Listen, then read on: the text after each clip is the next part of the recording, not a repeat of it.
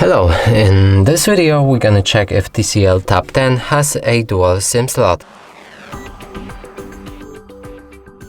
So in order to do this, first we'll need to locate the SIM slot itself, and on this device it should be somewhere on the left side. It's right here. Now let's try opening it.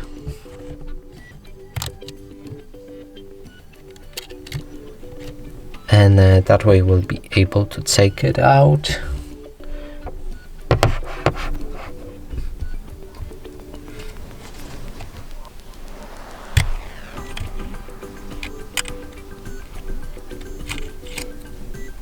So here we have it.